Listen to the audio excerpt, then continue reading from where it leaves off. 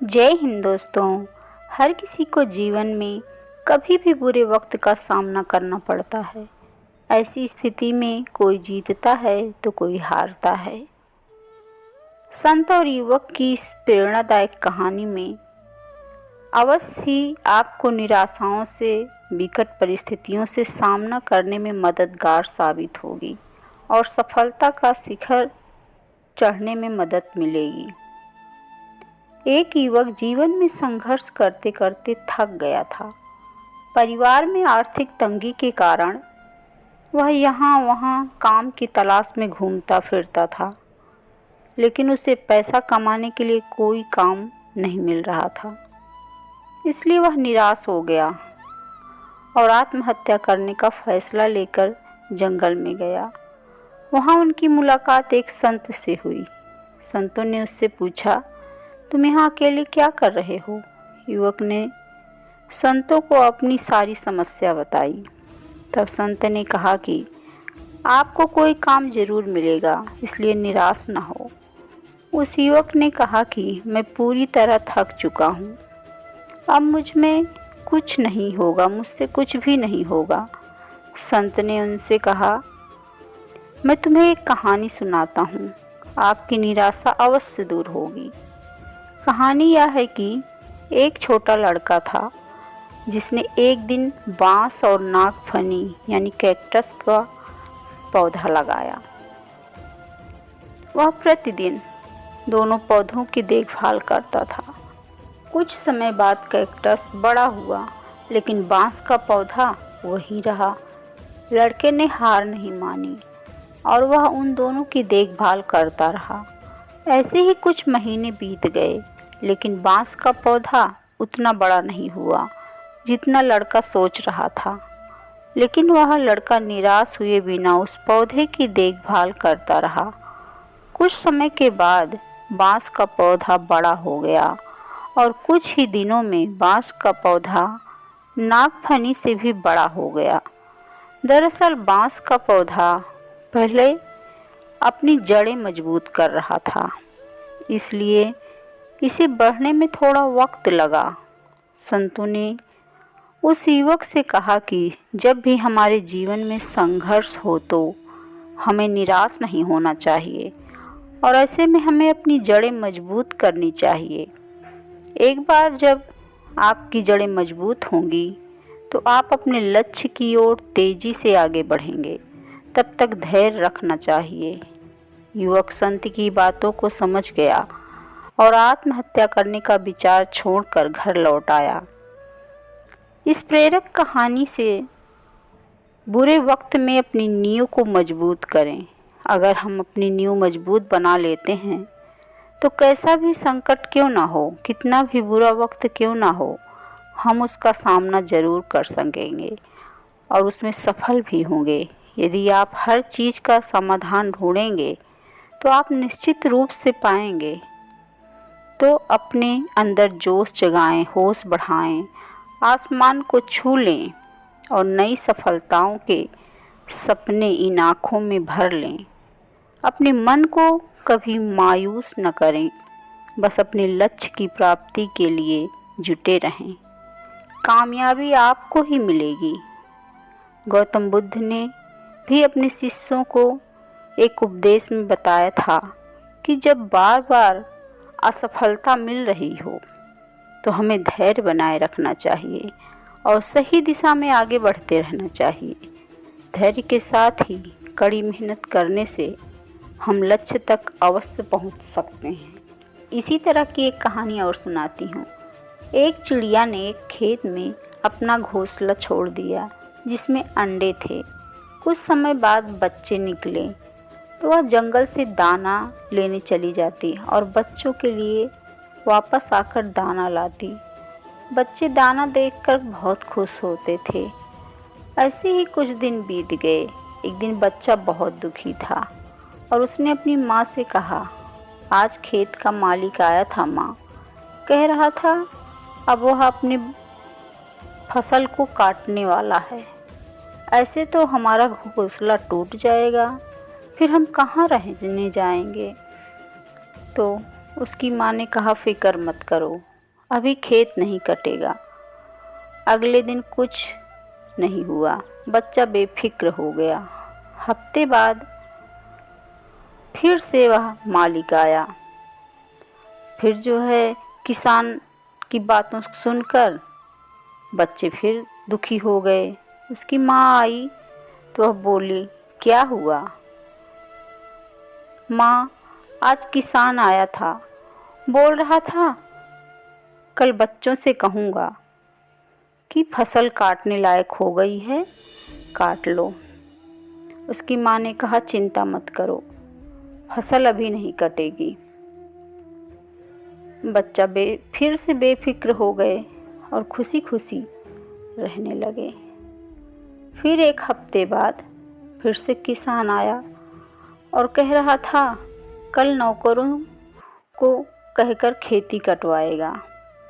इस बार भी बच्चों ने कहा, माँ, किसान आया था, बोल रहा था कि कल से खेती कटवाऊंगा नौकरों से। इस बार भी माँ ने कहा, चिंता मत करो, डरो मत, कुछ नहीं होगा। बस कुछ भी नहीं हुआ। एक हफ्ते बाद बच्चों ने फिर से बताया कि किसान आया था और कह रहा था कि फसल काटने में बहुत देर हो गई है और वह खुद ही फसल काटेगा। यह सुनकर, किसान की बात सुनकर सारे बच्चे माँ के सामने एकदम मायूस हो गए। माँ ने कहा, मायूस ना हो बच्चों, कल खेत पक्का कट जाएगा, इसलिए हम तुरंत ही यहाँ से हमें निकलना चाहिए। वह अपने बच्चों को लेकर एक सुरक्षित जगह पर चली गई। बच्चे बहुत ही हैरान थे कि माँ को कैसे पता था कि यह खेत पक्का कल कट जाएगा। तो अपने माँ से पूछने लगे, माँ, आपको कैसे पता चला कि कल वह खेत ज़रूर कट जाएगा?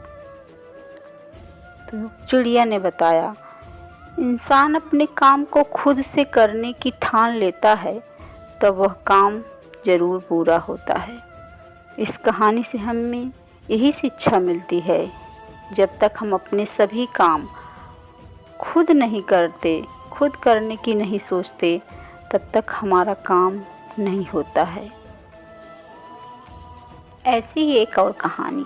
एक व्यक्ति की मृत्यु बिल्कुल करीब थी, वह एकदम मौत के करीब था। उसने अपने बेटे को बुलाया और एक थैला निकाला जो एकदम चांदी के सिक्कों से भरा हुआ था।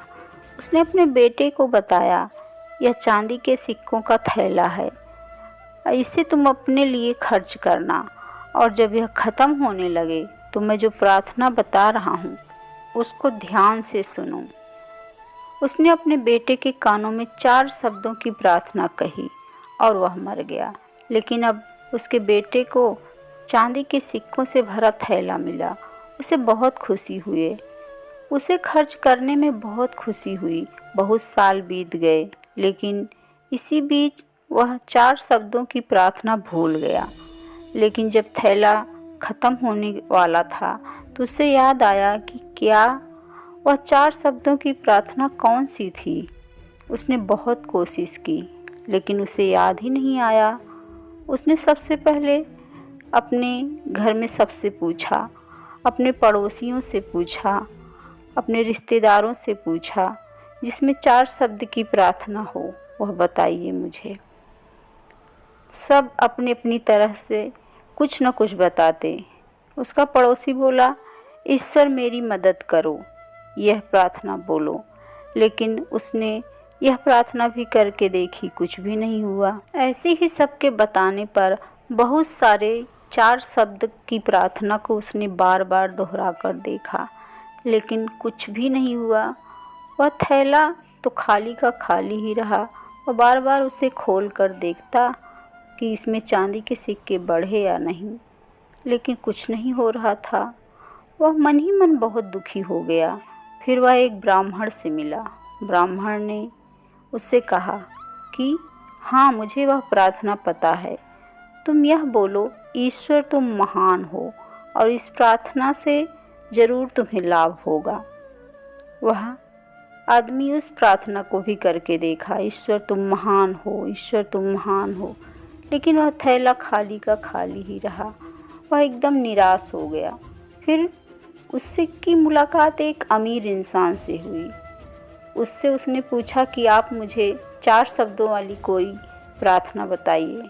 उसने कहा, तुम यह बोलो, ईश्वर मुझे धन दो। वह आदमी उस शब्द को भी बोलकर बार बार बोलकर देख लिया, लेकिन कुछ भी नहीं हो रहा था। थैला खाली का खाली ही रहा। वह उदास होकर अपने घर में बैठ गया और कुछ दिनों के बाद उसके घर में एक भिखारिन आई और वह खाना खाने के लिए मांगने लगी। उस व्यक्ति ने अपना खाना उसे दे दिया। उस भिखारी ने खाना खा लिया और खाकर बहुत ही संतुष्ट हो गई और ऊपर की तरफ अपना मुख करके भगवान से प्रार्थना करते हुए बोली, हे ईश्वर, आपका बहुत बहुत धन्यवाद। अचानक वह लड़का चिल्ला उठा, बोला, अरे यही तो वो 4 शब्दों की प्रार्थना थी जिसे मैं ढूंढ रहा था, जिसको मैं भूल गया था, जिसे मेरे पिताजी ने मुझे बताया था। आपका बहुत बहुत धन्यवाद, आपका बहुत बहुत धन्यवाद। वह बार बार उस भिखारिन का धन्यवाद करने लगा और उसने ईश्वर से हाथ जोड़कर प्रार्थना की, हे ईश्वर, आपका बहुत बहुत धन्यवाद, हे ईश्वर, आपका बहुत बहुत धन्यवाद। यह देखते ही वह खाली थैली बिल्कुल भर गई, डबल हो गई। इस कहानी से हमें यही सीख मिलती है कि खाली थैला हमारी ज़िंदगी है और वो चांदी के सिक्के हमारी खुशियाँ शामिल हैं। जब तक हम अपनी ज़िंदगी में दुखी रहते हैं तब तक हमें कुछ भी समझ में नहीं आता है और भगवान का दिल से धन्यवाद देते हैं, प्रकृति को दिल से धन्यवाद करते हैं तो हमारी ज़िंदगी खुशियों के सिक्के से भर जाती है। दोस्तों, इस कहानी का निष्कर्ष यही है कि जब हम कितने भी दुखी हों, बहुत ज़्यादा दुखी हों, अगर हम ईश्वर की शरण में जाते हैं, ईश्वर से प्रार्थना करते हैं तो हमारा दुख निश्चित ही दूर हो जाता है। कहानियाँ अगर पसंद आई हो तो प्लीज़ लाइक करिएगा, शेयर करिएगा और चैनल को सब्सक्राइब करिएगा।